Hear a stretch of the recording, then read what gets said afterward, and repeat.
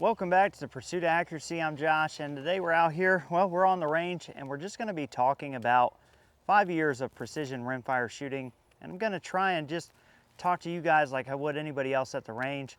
And if you're getting into this, if you're training, or if you're struggling, or you're drowning in the amount of information, I wanted to make this video for you. I'm hoping what we're going to talk about here today will help you along your way, maybe help expedite it, make you a better shooter, better performer, better competitor, whatever that may be.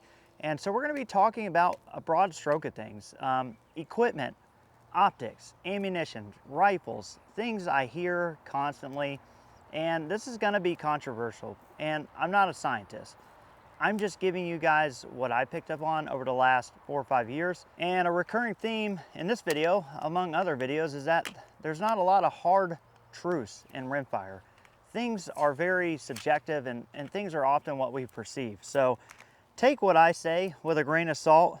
And I'm not saying I'm the foremost expert, and I'm not saying that I'm infallible. You know, I've been wrong before, and I like to give you guys the reality as I see it, because I hope that it'll help you and it'll make for a better shooting experience, whether you're competing in NRL, PRS, you're shooting long gong, you're doing F-class, or you're just plinking for fun in your yard. I hope that my videos make that a better experience for you. So we're gonna fire up the trigger cam. We're just gonna do a little shooting with the trusty Voodoo here. And I will be talking about the fact that you don't need this, right? Like, this is a really awesome rifle. You don't need this. You need some sort of accuracy standard that's acceptable. You need some testing, you need some time, and there are some tricks to shortcut into making a good, accurate rifle easier to shoot, which is going to make you more accurate when it counts on the clock. But let's fire this up. So again, I'm shooting a Voodoo 360, and you know, this is an expensive rifle. It's going to be definitely a cold bore. I haven't shot this rifle in a while, but you don't need something like this. I don't think I have this mag adjusted well, to have a steady reticle. So one thing I hear about a lot when guys watch this video and they're looking at, you know, this scope cam footage that I'm looking at right here. Let's see. I'm gonna shoot it through the screen here, as they talk about how still my reticle is. And some people think that's because I'm some sort of bionic person, or I'm, you know, I'm not human, or I'm doing something you can't, and that's not the reality. The reality is this is a very stable rifle because it's heavy. So if you have a rifle that shoots accurately, you're happy with it, figure out how to add weight. This rifle is probably, we'll go to the corner here, 20 something pounds, but you can see as I get this on, the reticle remains really, really still. And even through the shot, it's really still. And that's not really me so much as having a really good rifle set up and a little bit of wind. So you see here, you know, we've got an accurate shooting rifle, but more importantly, we have an easy to shoot rifle. So weight is gonna be one of those things that make it ridiculously easy to shoot. Another thing is a trigger system. Now, I'm not gonna recommend as a beginner that you go out and get the lightest weight trigger that you can possibly get. If you do, dry fire it a lot. I have probably 1,000,000 rounds for very light single stage triggers. That's what I like, that's what I shoot. Now, if you're not used to that, if you're used to a 2-pound hunting rifle, you would probably look at my trigger setup and say it's dangerous. But I have so much training time that this is normal to me. But heavy rifle, light trigger, that is a cheat code. If you can get the rifle on target and stable, and you don't have to input a lot of force to break the trigger, then things, if the wind cooperates, are going to go your way. That's just the nature of the beast. It's nothing crazy that I'm doing. I'm simply getting the rifle quickly in and out of positions, on in the next position, finding, dialing, doing all the other things. But as far as shooting the rifle, I just let it be balanced and pull the trigger and let the rifle do the work. So obviously this rifle performs, it shoots really well. We're gonna shoot a little bit on this KYL, but I wanna talk about equipment. I am the worst person to talk about this because I have all the things. Like, I can't help myself, but I like gear. There's a big separation in liking and buying new gear and being fascinated by new gear, and having a rifle competing and getting what you need. CZ457, Tikka T1X, Bergara, will they be as smooth as something like this? No. But that's not gonna be a big deal. The big deal is finding a winning barrel and ammo choice, even if you got a factory barrel. Doing your research, going through those lots of ammo, finding a good pairing that gives you good SD and ES and good accuracy on paper like we had there, and then practicing, adding that weight, making the rifle system complete. But you don't need a ton of money and stuff to do it. If you are in the lower to mid pack and you're looking at all these things, that new chassis, that new rifle, that new scope, it is not going to jump you up. In certain cases, it can help you a little bit, but if you are in the low to mid pack, it is skills or the practice of those skills on the clock that is probably holding you up, not the equipment. All right, we've switched ammo, so we're gonna take a little bit of Fowler shot, but I do wanna talk about ammo a little bit more here. Let's see, let's go the base of that. Okay, we are a couple tenths left. So we're gonna dial in a couple of tenths right, take another shot. Let's go to the bottom of this guy. Okay, let's split the difference.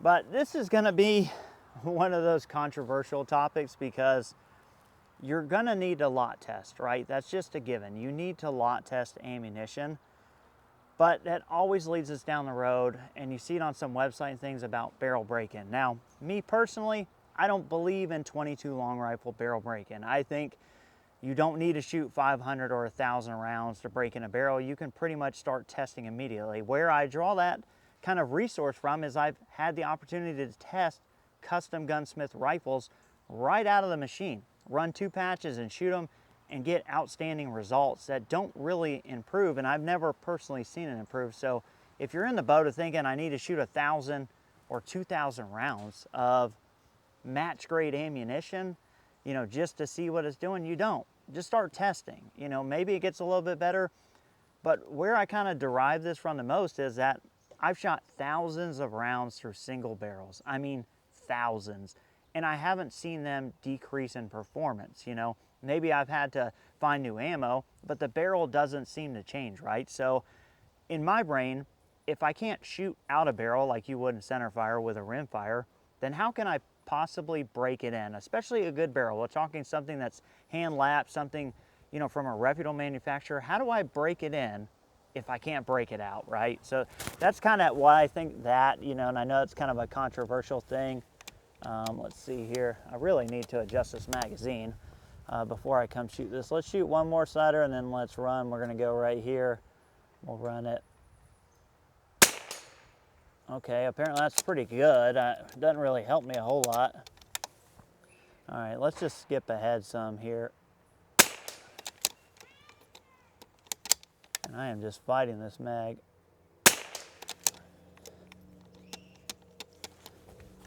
Good Lord, what in the world is going on?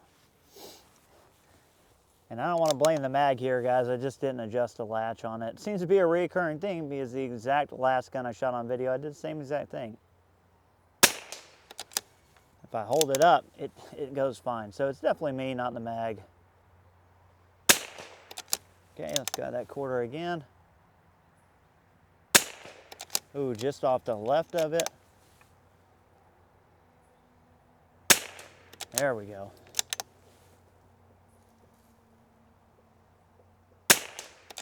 So we've talked about a lot of, you know, all over the place things. I'll admit these videos aren't scripted. But the big takeaway from this is you don't need a lot to be successful, right? You need time, have a good rifle that's capable of shooting, and, you know, it just needs to be capable to the fact of what you're trying to compete with it with. You know, does your NRL rifle need to be an F-class rifle? No. If it's capable of hitting the targets, it's time to start working on you. Once you found that ammo combination, everything is working. And, you know, there's a lot of options. I get a lot of people asking me questions all the time, and I get it. People want resources, you know, and they want information from people they think they can trust, and I'm flattered that you guys trust me with those. But a lot of these choices are personal. The Vision chassis here, one of my favorite chassis. I also really like the Elite, but they're personal choices. The Vision from the Elite or from some other chassis is a personal thing for me about fit, finish, what I think about it, because a lot of the shooting is a mental game, right? Is it going to inherently make this rifle more accurate than than your chassis that you like or maybe that fits your budget? No. So get what you can get what's in your budget, get what you like. Don't worry about all the new flashy things, every new thing. And I know I'm literally telling you not to watch my videos, but they're cool to watch if you're in the market. Then yeah, I would like for you to watch those and get a good idea of what you can expect, but you don't need those things, right? And that's just me being realistic and honest with you. You don't need all the shiny new things. You need a rifle. We're gonna shoot this one at 150. And again, we're just playing around here. It's windy. I just wanna shoot this gun. I'm actually gonna shoot it heads up through this. Let's see so I can see what you guys are gonna see. Let's go. See that little nook thing right there? Let's shoot at that. Not even on the gun. Okay, wind pushed us a little left.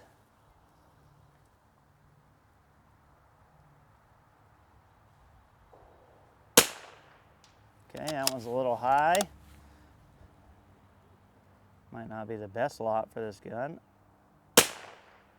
Right there with the other one, a little high. We'll see if we can dial it in and hit something here in a second. Okay, so we're kind of stringing there. Let's switch to a different ammo. Let's play that game real quick. So that's one lot. Let's put 5 in from this other lot. The lot I just shot, I think, performed better at 50. But let's shoot this one. Didn't perform as good at 50. This is a little bit faster ammo.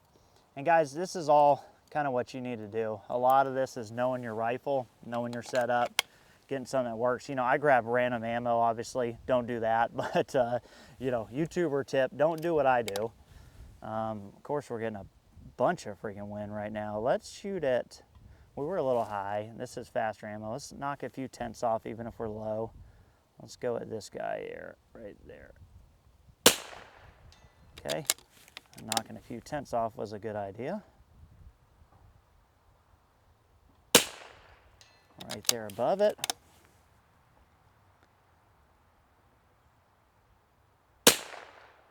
Right there. Not too bad. Yeah, right in there. So this ammo didn't shoot it as good at 50. Totally acceptable. I mean, .3s. But you can see out there at 150, would we take this or that? So, I mean, again, a lot of this is testing. Let's see if we can get some of this ammo on, get it dialed in. We'll run that KYL. We did this with a Stinger. If you guys watched that video, wind is down. Okay, so that actually dropped right in on the target.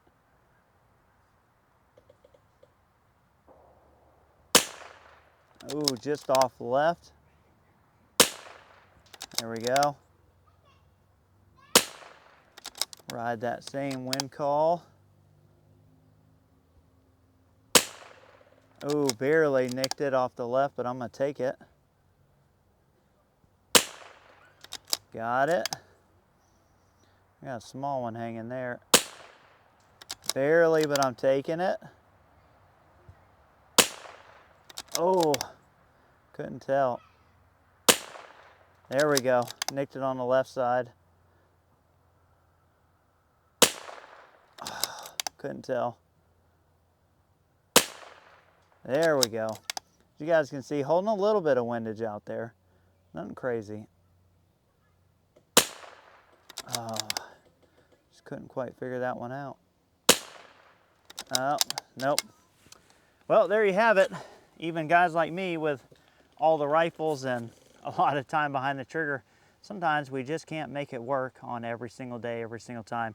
I hope that this video has helped you. Again, non-scripted. I know it's all over the place, but I'm literally just talking to you guys like I would a buddy on the range. And that's how I like to do things on the channel, and I think that's what you guys like about it. So if it's not, let me know. If you got other video ideas, I do have some really cool stuff coming. We are gonna be testing the Savage 110. We're gonna be doing a Precision 1022 build. So cool things coming. I appreciate you guys. I appreciate you watching so much. Can't even tell you how much. And yeah, catch you on the next one.